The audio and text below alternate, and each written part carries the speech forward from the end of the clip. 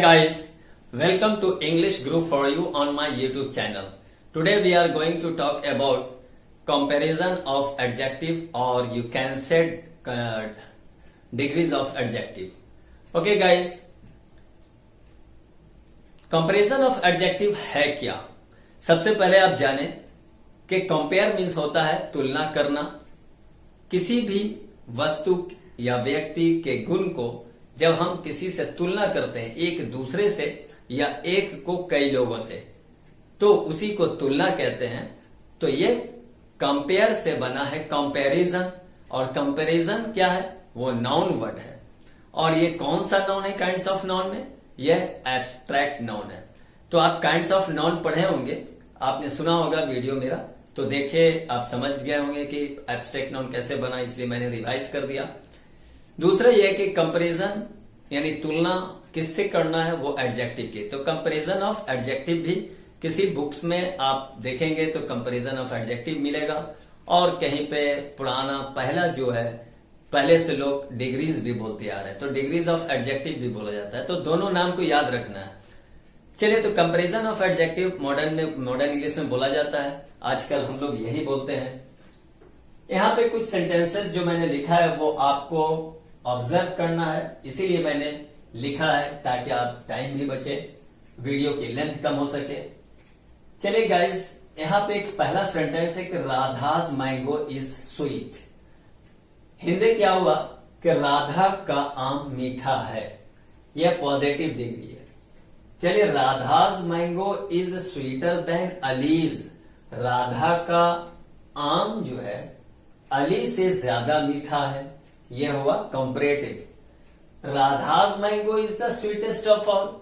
अब समझिए कि मोर देन टू यानी दो से ज्यादा भी हो सकता है या चार पांच जो भी हो, तो स्वीटेस्ट ऑफ ऑल यानी राधा का आम सभी के आम से ज्यादा मीठा है, सभी से ज्यादा मीठा है। तो ये तीन डिफरेंट सेंटेंसेस मैंने लिखा है। सेंटेंस डिफरेंट है, लेकिन मैंगो भी, यहां भी तीनों में मैंगो और तीनों में स्वीट ही है, उसकी एक ही क्वालिटी बताई जा रही है, लेकिन कंपेयर कर रहे हैं मीठा का। तो जाहिर है कि मैंगो तो मीठा होता है पकने के बाद, और सभी के पास है, राधा के पास भी है, अली के पास भी है, और बहुत सारे लोगों के पास भी है। तो कंपेयर जब मैंने एक राधा को राधा के आम से अली के आम से किया, राधा के आम को, तो मैंने बताया कि Radha's mango is sweeter than Ali's, तो यह हो गया कंपैरेटिव। और जब मैंने राधा के आम को सभी लोगों के आम से तुलना कर दिया, कंपेयर किया, तो यह हो गया सुपरलेटिव। तो आप यहां देख रहे हैं ऑलरेडी। चलिए, डेफिनेशन में आप क्या समझेंगे? सिंपल सी बात है कि पॉजिटिव डिग्री क्या है। जो मैंने बोला वही फिर दोबारा बोल रहा है कि positive degree has no comparison to other. Comparison यानी पॉजिटिव डिग्री जो है कोई कंपैरिजन नहीं रखता है, किसी से कोई कंपैरिजन नहीं। वो अच्छा है तो अच्छा है, खराब है तो खराब है। किससे कितना खराब, कितना ज्यादा अच्छा, ये नहीं है। बस she is beautiful, you are tall, I am fat, I am rich, we are good, we are honest. किसी से कोई कंपेयर नहीं, हम अकेले हैं, बहुत अच्छा है। यह हो गया पॉजिटिव डिग्री। अब यहां देखिए कंपैरेटिव डिग्री में क्या है।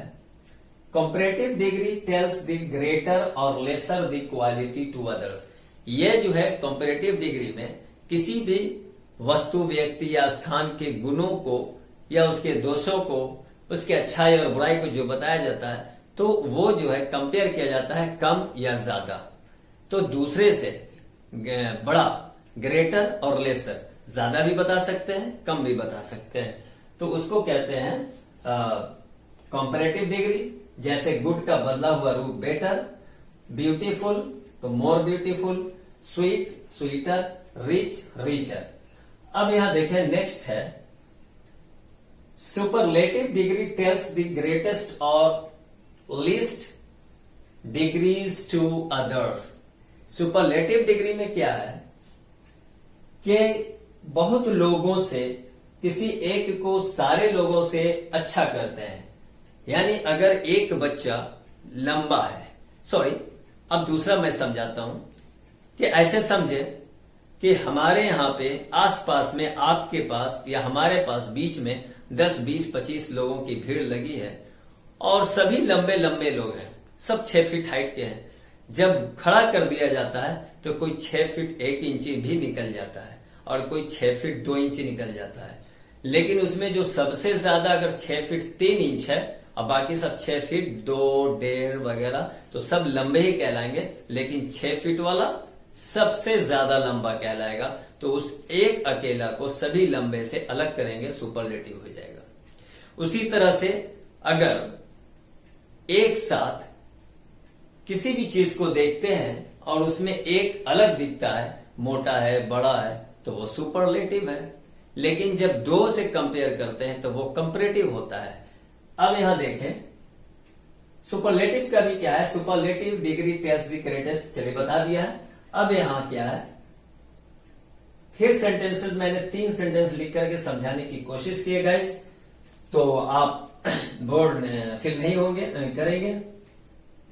Asima is a good girl, तो आसिमा एक अच्छी लड़की है, तो ये क्या है, पॉजिटिव डिग्री, क्योंकि इसका हमने कंपेयर नहीं किया कि ये किससे ज्यादा अच्छी है या बुरी है। आसिया इज बेटर देन आसिमा, तो आसिया जो है कोई दूसरी बच्ची है जो आसिमा से कंपेयर किया जा रहा है। अब क्या है, आसिया भी अच्छी है, आसिमा भी अच्छी है, लेकिन कंपेयर में आसिया ज्यादा अच्छी है अगर, तो आसिया इज बेटर देन आसिमा, तो यह हो गया कंपैरेटिव डिग्री। अब आइए, Furqan is the best of all, अगर हम चाहें तो Furqan is the best boy भी बोल सकते हैं, ऐसी कोई बात नहीं है। तो Furqan is the best of all, Furqan सबसे अच्छा है। चलिए अब तारीफ करने लगे हम, उसकी अच्छाई बताने लगे, तो पहले मैंने बोला आसिमा अच्छी लड़की है, फिर आसिया सामने आई तो हमने बोला कि आसिया आसिमा से अच्छी है, और फुरकान आ गया तो मैंने बोला कि ये फुरकान जो है सबसे अच्छा है। तो जब इस तरह से कंपेयर करते हैं तो इसको कहते हैं पॉजिटिव कंपैरेटिव सुपरलेटिव। ऑलरेडी मैंने पहले बताया कि पॉजिटिव में किसी से कोई कंपेयर नहीं किया जाता है, वो अपने आप में अकेला सिर्फ एडजेक्टिव ऑफ क्वालिटी वर्ड जो है good, bad, tall, fat, beautiful वगैरह यूज करते हैं, यही जो है पॉजिटिव डिग्री है। जब उसको कंपेयर करते हैं तो उसका रूप जो है, इसका फॉर्मेशन जो है बदल जाता है, चेंज हो जाता है रूप, तो गुड से बेटर हो जाता है, ब्यूटीफुल से मोर ब्यूटीफुल हो जाता है, टॉल से टॉलर हो जाता है, इसको कहते हैं कंपैरेटिव डिग्री।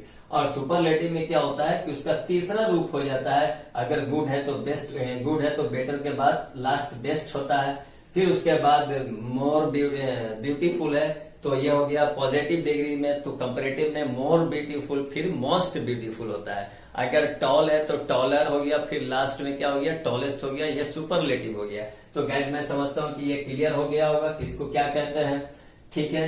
अब थोड़ा मैं एक इमेज बन जाए, आपके तस्वीर बन जाए जहन में और आसानी से समझ में आ जाए, तो मैं कंपेयर करके बता सकता हूं। चलिए गाइस, अगर मैंने एक पेड़ यहाँ पे बनाया, तो ये पेड़ तो देखने ही में लग रहा है, आपकी मर्जी इसको लंबा समझे या नाटा समझे। चलिए मैं तो इसको लंबा ही कह रहा हूं। ए, इस पेड़ का नाम मैंने रख दिया ए, तो ये पेड़ क्या है, लंबा है, तो हम बोल सकते हैं दिस ट्री बोले या ए, जब नाम ही रख दिया तो ए बोल देते हैं। तो ए इज टॉल, ए क्या है, लंबा है, किसी से कंपेयर नहीं किया।